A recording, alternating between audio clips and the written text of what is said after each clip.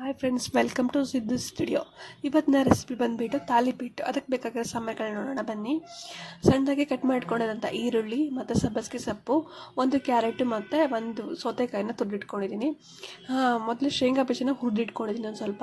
4-5 ಹಸಿಮೆಣಸಿನ್ಕಾಯಿ, 2 ಟೇಬಲ್ ಸ್ಪೂನಷ್ಟು ಕೊತ್ತಂಬರಿ, 1 ಟೇಬಲ್ ಸ್ಪೂನಷ್ಟು ಜೀರಿಗೆ, ಸ್ವಲ್ಪ ಬೆಳ್ಳುಳ್ಳಿ, ಸ್ವಲ್ಪ ಕೊಬ್ಬರಿ, ಸ್ವಲ್ಪ ಕೊತ್ತಂಬರಿ ಇದ್ದರೆ ಕೊತ್ತಂಬರಿ ಹಾಕಬೋದು, ಬಟ್ ನನ್ನ ಹತ್ರ ಇಲ್ಲ, ಸ್ಕಿಪ್ ಮಾಡಿದ್ದೀನಿ. ಸ್ವಲ್ಪ ಕರಿಬೇವು ಮತ್ತು ನೆನೆಸಿಟ್ಕೊಂಡಿದ್ದಂತಹ ಉದ್ದಿನಬೇಳೆ, ಕಡಲೆಬೇಳೆ.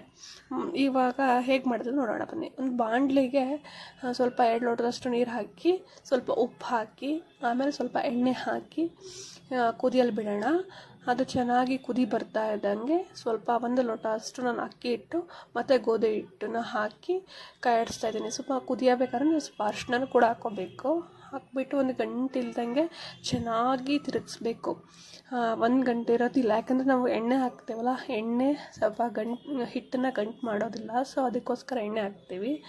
ಚೆನ್ನಾಗಿ ಕಾಯಿಸ್ಬಿಟ್ಟು ಒಂದು ತಟ್ಟೆನ ಮುಚ್ಚಿಬಿಡೋಣ. ಅಷ್ಟರಲ್ಲಿ ಒಂದು ಮಸಾಲೆ ಮಾಡ್ಕೊಳ್ಳೋಣ ಬನ್ನಿ. ರೆಡಿ. ಒಂದು ಜಾರಿಗೆ ತೊಗೊಂಡು ನಾನು ಮೊದಲೇ ತೋರಿಸಿದಂತಹ ಎಲ್ಲ ಸಾಮಾನುಗಳನ್ನು ಹಾಕಿ ಮಿಕ್ಸಿ ಮಾಡ್ಕೊಳ್ಳೋಣ.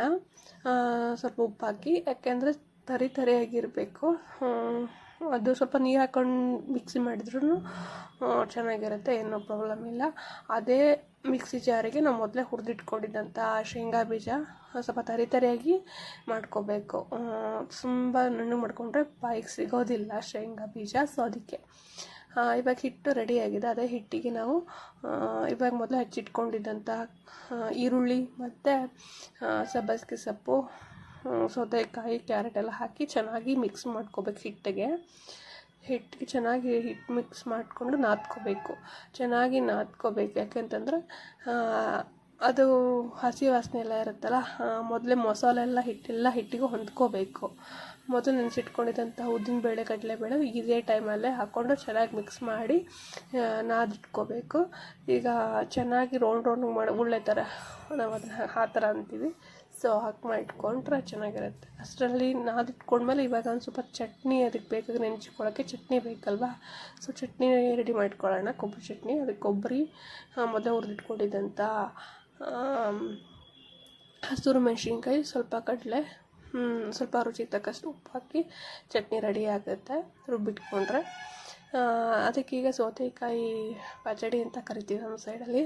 ಮೊದಲೇ ತುರಿದಿಟ್ಕೊಂಡಿದ್ದಂಥ ಸೌತೆಕಾಯಿ ಮತ್ತು ಅದಕ್ಕೆ ಸ್ವಲ್ಪ ಸಣ್ಣದಾಗಿ ಕಟ್ ಮಾಡಿಟ್ಕೊಂಡಿದ್ದಂಥ ಈರುಳ್ಳಿ, ಒಂದು ಹಸಿಮೆಣಸಿನ್ಕಾಯಿ, ಸ್ವಲ್ಪ ಮೊಸರು ಹಾಕ್ಬಿಟ್ರೆ ತಾಲಿಪೀಟಿಗೆ ಚಟ್ನಿ ಮತ್ತು ಸೌತೆಕಾಯಿ ಪಚಡಿ ರೆಡಿಯಾಗಿರುತ್ತೆ.